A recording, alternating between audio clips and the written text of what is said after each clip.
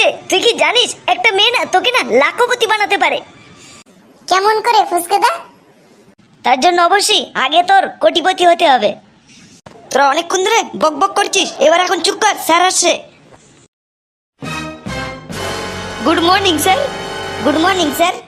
Good morning sir. Good morning sir. কিরে তোরা সবাই কেমন আছিস?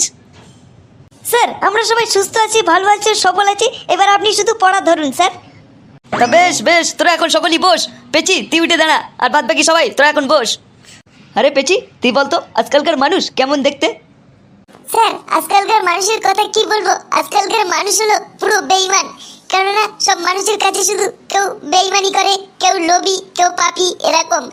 কেউ যদি বেঈমানি করতে চাই, মানুষকে শুধু বেঈমানি করেই বেড়ায়। কারণ সে অল্প বয়স হোক আর বয়স্ককালে হোক না কেন, সে মানুষকে লোভী ও পাপী ও বেঈমানি করে, তাদের এইটাই হলো স্বভাব আজকালকার মানুষের। তা আচ্ছা পেচি, তুই কি গান বলতে পারিস? স্যার একদিন আমি বড় দিদিকে নিয়ে আমি গান বলছিলাম। গান বলতে বলতে বড়দিকে আমি জিজ্ঞাসা করলাম যে দিদি আমার গানটা কেমন হয়েছে। বড়দি বললো তোর গানটা হেভি সুন্দর হয়েছে, তাহলে তুই যদি টিভিতে বলতিস তাহলে হবে সুন্দর হতো। তখন আমি বললাম দিদি তাহলে আমার গানটা সত্যি কি সুন্দর হয়েছে? দিদি তখন বললো তুই যদি টিভিতে গান বলতিস না তাহলে সঙ্গে সঙ্গে আমি চ্যানেলটা ঘুরিয়ে দিতাম রিমোট টিভি। তা আচ্ছা পেচি ঠিক আছে, তুই এবার একটা কবিতা পড়ে শোনা তো। স্যার তাহলে আমার লেখা কবিতাটি বলি। আচ্ছা ঠিক আছে, তোর লেখা কবিতাটি বল। ছেলেরা হতে চায় নারী, মুখে রাখে না দাড়ি, কানে পড়ে দুল, মাথায় লম্বা চুল, ভয়ে মরি হায় কখন জানি না ছেলেরা আবার শাড়ি পরতে চাই। মেয়েরা হতে চায় ছেলে, ওড়না দেয় ফেলে, গায়ে দেয় না শার্ট, হতে চায় স্মার্ট, কানে পড়ে না দুল, মাথায় আওলা চুল, টেনশন লাগে হায় কখন জানি মেয়েরা আবার লুঙ্গি পরতে চাই। আমি বুঝে গেছি তুমি যে কতটা পারদর্শী। তুমি এবার ওইভাবে দাঁড়িয়ে থাকো। আচ্ছা বৈভব, কেলটু তুমি এবার উঠে দাঁড়াও তো। জি স্যার বলুন। আচ্ছা বল্টু, আজও পর্যন্ত কি তুই কি একটা মেয়েকে প্রপোজ করতে পারলি না? স্যার প্রপোজ তো করেছিলাম, মেয়েটা সঙ্গে সঙ্গে দৌড়ে পালালো। মেয়েটা আবার দৌড়ে পালালো কেন? স্যার আমি একটা মেয়েকে বললাম আই লাভ ইউ, তখন মেয়েটা রাগ দেখিয়ে বলল তোমার নিজের মুখটা একবার আয়নায় গিয়ে দেখেছো, তুমি যে আমার প্রপোজ করছো। আমি তখন মেয়েটাকে বললাম এই যে শোনো আমি কিন্তু সরকারি চাকরি করি। তখন মেয়েটা বলল ও আই লাভ ইউ, আমি তো তোমার সাথে ইয়ার্কি করছিলাম, তা কোন ডিপার্টমেন্টে আছো? আমি বললাম পরিবহন দপ্তরে আছি। মেয়েটা বলল কোন পোস্টে? তখন আমি বললাম সরকারি বাস চালাই। আরে বল্টু, তুই কারো কাছে কোনোদিন কি ঠকেছিস? হ্যাঁ স্যার আমি একদিন চরম টাকা ঠকেছি। তা কিভাবে ঠুকলি তা একটু বল তো শুনি। স্যার আমি একদিন বইয়ের দোকানে একটা বই কিনতে গিয়েছিলাম।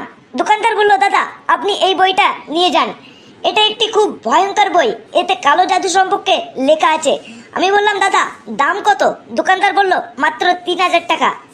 আমি বললাম এতটুকু পাতলা বই, বইয়ের এত দাম? তখন দোকানদার আমার কানের কাছে এসে ফিস ফিস করে বলল দাদা আপনি ভুল করে বইয়ের শেষ পৃষ্ঠাটা খুলবেন না, খুললেই কিন্তু আপনি জ্ঞান হারাবেন। দোকানদারের কথা মতো আমি বইটা 3000 টাকা দিয়ে নিয়ে বাড়ি আসলাম। বাড়িতে এসে আমি পুরো বইটা খুললাম, কিন্তু শেষ পৃষ্ঠাটা খুললাম না। একদিন আমি সাহস করে বইয়ের শেষ পৃষ্ঠাটা খুললাম। শেষ পৃষ্ঠায় লেখা আছে সর্বোচ্চ বিক্রয় মূল্য মাত্র 30 টাকা। স্যার আমি একদিন ইয়ার্কি করে গুগলে সার্চ করেছিলাম যে হেলিকপ্টারের দাম কত। হ্যাঁ তা তো তুই করবি, তারপর কি হলো সেটা বল। তারপর থেকে আমার জীবন পাল্টে গেল। ইউটিউব, ফেসবুক, টিকটক, ইনস্টাগ্রাম যেখানেই ঢুকছি শুধু বড় লোকেদের বিজ্ঞাপন। যেমন ধরুন এই ছুটিতে ঘুরে আসুন বুর্জ খলিফা, আপনার প্রিয় মানুষকে উপহার দিন ডায়মন্ড নেকলেস, আপনার জন্য অপেক্ষায় মিশরের পিরামিড, অগ্রিম বুকিং করুন আইফোন 60, কেনাই কিনুন স্বপ্নের বাড়ি, আপনার জন্য চাঁদে 1 বিঘা জমি আছে। স্যার এইসব দেখে আমার আর সহ্য হলো না। এই বিপদ থেকে উদ্ধার পাওয়ার জন্য গতকাল রাতে সার্চ করেছি ছেঁড়া জুতো সেলাই করার উপায় কি, আর আমার সমস্যার সমাধান হয়ে গেছে। বিজ্ঞাপনের লেভেল এখন আমার আয়ত্তের মধ্যে এসে গেছে। আর সকাল থেকে ফেসবুক, ইউটিউব, টিকটক, ইনস্টাগ্রাম আমাকে দেখাচ্ছে মাত্র 70 টাকায় কিনুন 2 জোড়া স্যান্ডেল, সাথে 10 টাকা ক্যাশব্যাক। তারপর থেকে আমার জীবন পাল্টে গেল। ইউটিউব, ফেসবুক, টিকটক, ইনস্টাগ্রাম, যেখানে ঢুকছি শুধু বড় লোকেদের বিজ্ঞাপন।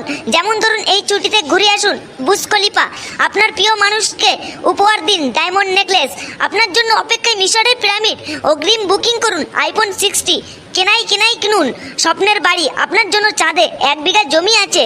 স্যার, এইসব দেখে আমার আর সহ্য হলো না। এই বিপদ থেকে উদ্ধার পাওয়ার জন্য গতকাল রাতে সার্চ করেছি সেরা জুতা সেলাই করার উপায় কি, আর আমার সামনে সমস্যার সমাধান হয়ে গেছে। বিজ্ঞাপনের লেভেল এখন আমার আয়ত্তের মধ্যে এসে গেছে।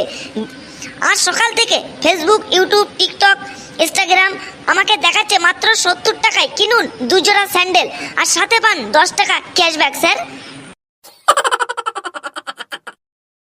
আচ্ছা বল্টু, এবার বলতো প্লেনের মধ্যে বাঙালিদের মদের অর্ডার কেন নেওয়া হয় না?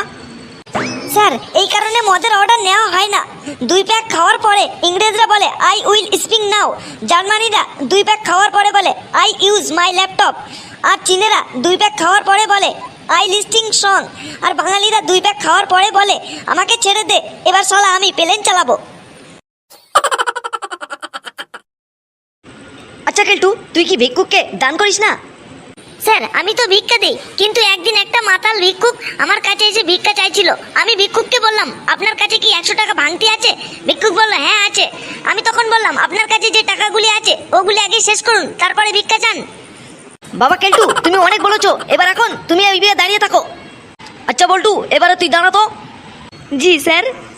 বল্টু, তোর বিয়ের সময় ঠাকুরমশাই রেগে গিয়েছিল কেন?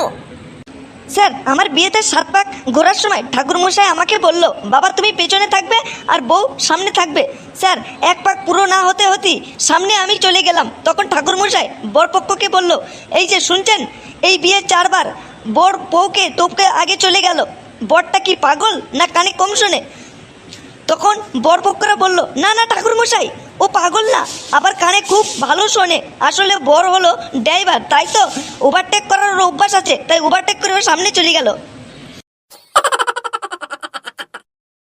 আরে বল্টু, তা তোর গিন্নির সাথে কি ঝগড়া হয় না? স্যার, ঝগড়া তো হয়। একদিন গিন্নি রাগ করে কাপড় চাপড় ব্যাগে গুছাতে শুরু করলো। আমি বললাম, আরে ব্যাগ গুছাচ্ছ কেন, তুমি কোথায় যাবে? গিন্নি বলল, আমি আমার মায়ের কাছে যাচ্ছি। এরপর তাড়াতাড়ি করে আমি আমার কাপড় চোপড় গুছাতে শুরু করলাম। গিন্নি বলল, তুমি আবার কোথায় যাচ্ছ? আমি আমার মায়ের কাছে চলে যাচ্ছি। তখন গিন্নি বলল, তাহলে আমাদের এই 5টা বাচ্চা কাচ্চা কে দেখবে? তখন আমি বললাম, তুমি তোমার মায়ের কাছে যাচ্ছ, ফাইন, আমি আমার মায়ের কাছে যাচ্ছি, ভেরি ফাইন। সেই অনুযায়ী বাচ্চা কাচ্চারাও তার মায়ের কাছেই যাবে। বল্টু, মানতে হবে তোমার লজিক আছে। জি স্যার। আচ্ছা বল্টু, তাহলে বাড়িতে তোর বউ কাজ কাম কেমন করে? আর বলেন না স্যার, খুব খাটুনতি আমার বউ, খাবার অবধিও টাইম পায় না স্যার। বলিস কি রে, তোর বউ এত খাটে? হ্যাঁ স্যার, খাটেই তো। ফেসবুকে 6টা গ্রুপ, প্রায় 1500 বন্ধু, 4টে পেজের অ্যাডমিন, তারপরে আবার হোয়াটসঅ্যাপে 3টি গ্রুপের অ্যাডমিন। স্যার, সব একাই সামলাতে হিমশিম খেয়ে যায়। স্কুলে আসার সময় আমি বাবাকে বলে এসেছি বোন ভিটে আনতে। ভাবছিলাম কাল থেকে দুধের সাথে 1 গ্লাস করে সকাল সন্ধ্যা খেতে দেবো স্যার। বল্টু, তুমি এবার অসাধারণ উত্তর দিয়েছো, তুমিও ওইভাবে দাঁড়িয়ে থাকো। নে মদন, এবার তুই একটা সুখ দুঃখ নিয়ে একটা কবিতা বলতো। স্যার, আমার নিজের লেখা একটা সুখ দুঃখের কবিতা আছে, আমি সেটাই বলি স্যার। নে ঠিক আছে, তুই ওইটাই বল। আজকে মাগো পাশের বাড়ি হয়নি কিছু রান্না, খেলতে গিয়ে শুনতে পেলাম তাদের করুণ কান্না। সারাটা দিন না খেয়ে সব ক্ষুধার জ্বালায় মরে, খাবার মতো এমন কিছু নেই যে তাদের ঘরে। আমার তো মা খেয়ে দিয়ে বেশ তো আছি সুখে, দাও না মাগো খাবারটা আজ আনাহারির মুখে। কি হলো স্যার, আপনি কাঁদছেন কেন স্যার? বাবা মদন, তুই যে আমাকে যা এমন একটা কবিতা শুনেছিস, আমার চোখ দিয়ে জল বার না হয়ে আমি আর পারলাম না মদন। কেননা তুই যে কবিতা শুনেছিস, এরকম দিন আমাদের মতো অনেক সমাজে আছে যে 2 মুঠো না খেয়ে দিয়ে পরিবার পরিস্বজন এমন ঘোরাঘুরি করছে, ও বাচ্চা কাচ্চাদের না খেয়ে। আমাদের উচিত সবাইকে সাহায্য করা। তা বাবারা, তোমরা এখন সকলেই বসো, আজকে এই পর্যন্ত, আমি আজকে চলে গেলাম।